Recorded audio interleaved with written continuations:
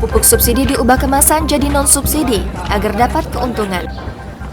Pupuk subsidi yang diperoleh dari Belitang dan Lampung diubah menjadi pupuk non-subsidi agar bisa mendapatkan keuntungan. Setidaknya, dalam setiap karung pelaku mendapatkan keuntungan Rp50.000.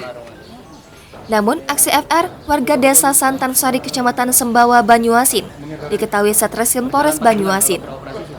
Saat sedang melakukan aktivitas pengubah kemasan subsidi menjadi kemasan non-subsidi, FR bersama dua karyawannya, RS dan M, langsung diamankan.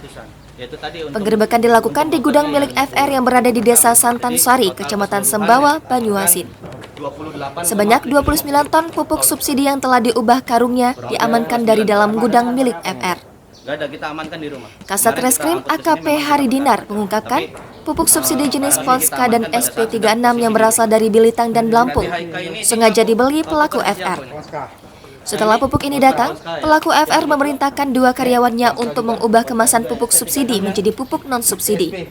Setiap karung pupuk yang telah diubah kemasannya menjadi pupuk non-subsidi, pelaku FR menjualnya kembali seharga Rp300.000 per karungnya. Cara pemasaran yang dilakukan FR tidak melalui sales. FR langsung datang dan memberitahu kepada petani bila dia dapat memasok pupuk dengan harga yang terjangkau. Pelaku FR mengambil pupuk subsidi dari Belitang dan Lampung paling sedikit 2 ton dan paling banyak 9 ton. Pupuk yang diperolehnya dari Belitang dan Lampung dibawa ke gudang. Saat di gudang itulah mereka mengubah kemasan pupuk subsidi menjadi non-subsidi.